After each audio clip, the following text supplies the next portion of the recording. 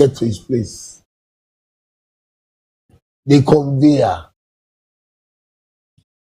The story of Jesus preparing himself to come on the cross for man. He says, I said it at the beginning that Joseph's story looks so much so like the story of Jesus. Joseph had to meet the chief butler, and Jesus had to get to the ass that was appointed for his appearing, fulfilling the kinghood or the kingship side of him. He became the king. You have said so many things on that note. From Adam saying to the way God prepared the appointment notes, unto the time God chose Abraham, unto his descendants, and then got the lamb to them. God said, you all should get a lamb. You all being the ass, servant to tribute. You became a burden bearer by sin. But God chose them and told them, you see, this is God. Out of the dead, he had a lively part. Amongst the dead, or in deadness, there is a quickened path of God in deadness. And by that path, God is able to do his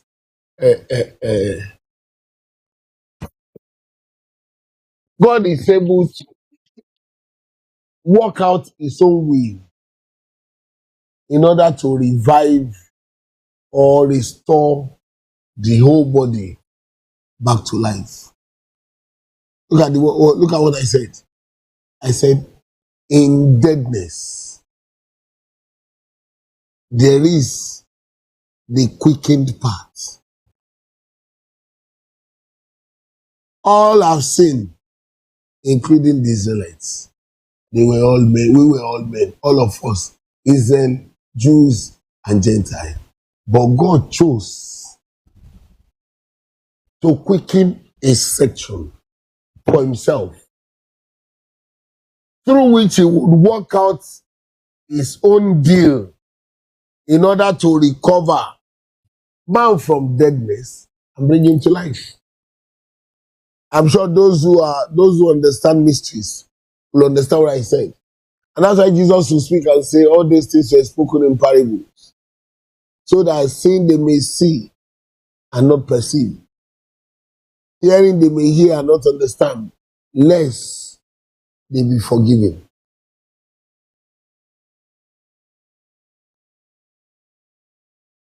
What a line. So it became a very obvious situation for God to, through this time, bring to pass into mankind the journey back to life. That's where I want to put the journey of this the story of man here. The journey of man back to life. Because on the Pentecost day was the enrollment day. Maybe I should on this platform now say the three divisions, the three subdivisions. But he said, blessed is, this is the day that the Lord has made. The made day by the Lord. One singular day, the day of appointment, he made it by way of proclamation without talking about the day. He instituted that thing. He brought the imagination of that thing. Because he said, the seed of the woman will bruise the head. When there is no meeting, there cannot be a bruising. So there's an appointment for a meeting.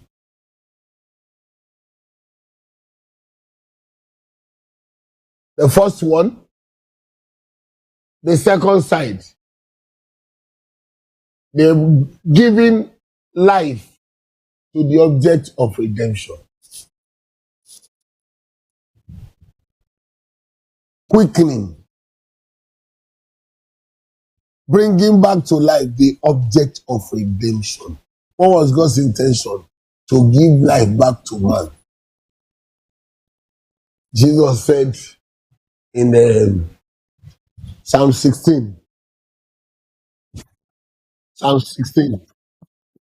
he said in verse 9 and 10, he said, for this,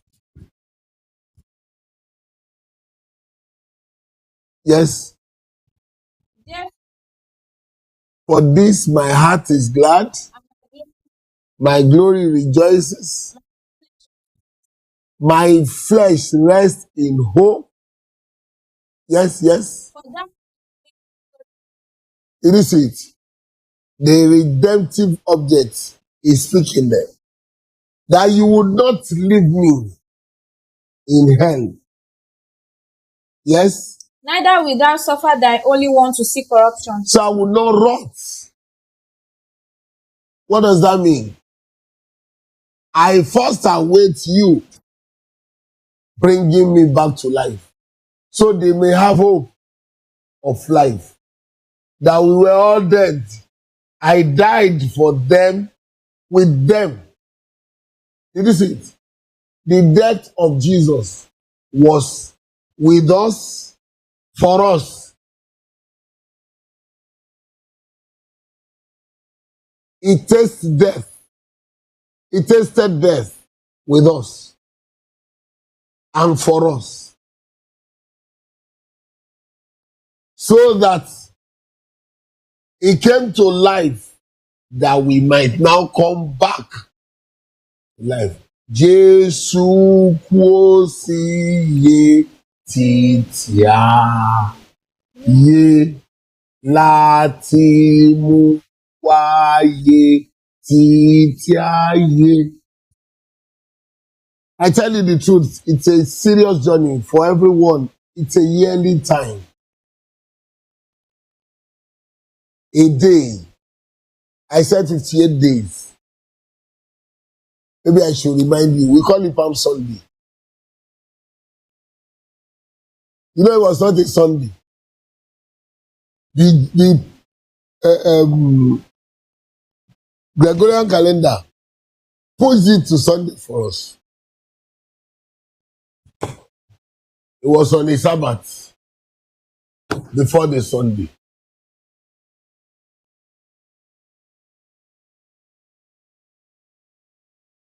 It was on the day of the feast.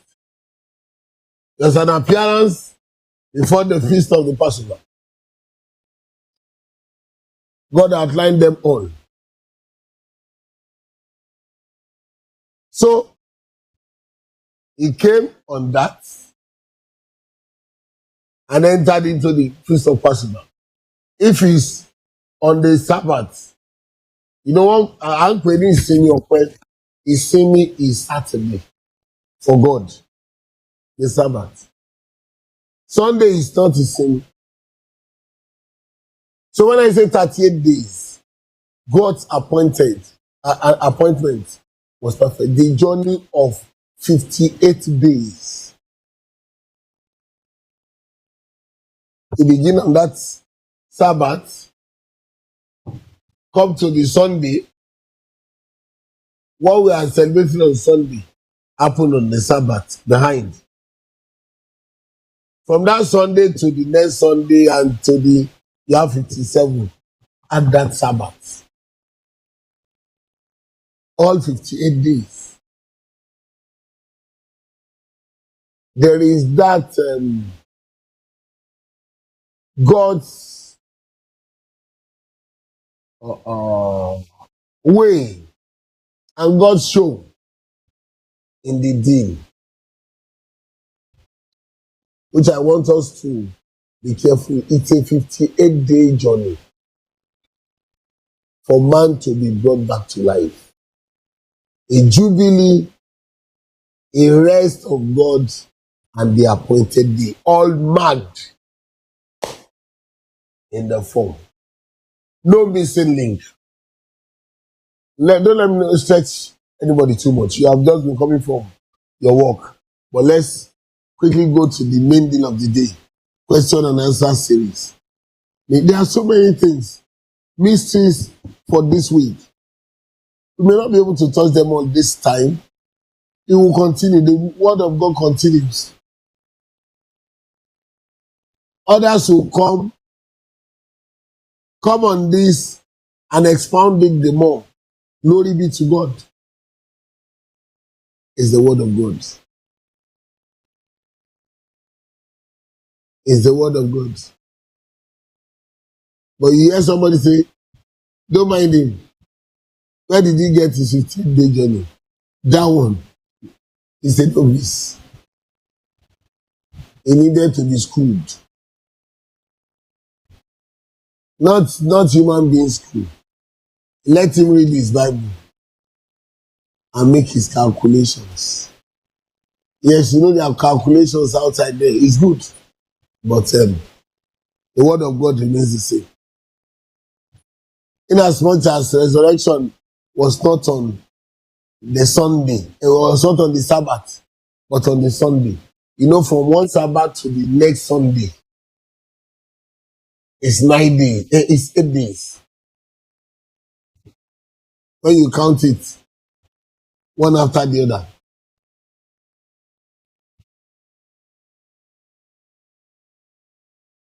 So when you begin to count, that day is 9 days. 9 days plus down like that to the ascension. You will see we are just there. We don't need to formulate.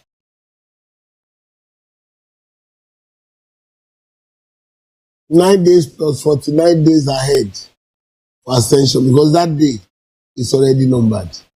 It's for 58. God is true in all his calculations. Only those who gave themselves to the spiritual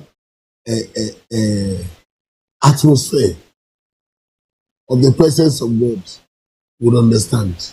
May God be with us. Are there questions for us? Yes, sir. Okay. Okay, sir. Next question is from Olabanji Babatunde. Babatunde Olabanji. Uncle, how are you, sir? Thank you.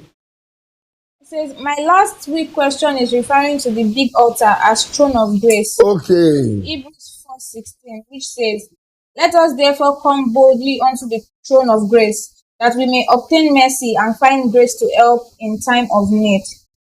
In 2:05, which says, where Jesus reigned in front of the throne of the Father. While the 3-candle lampstand is altar, 3 crosses representing the sacrifice of Christ on the cross. That is what I was taught in the 90s. Those who taught you that one in the 90s,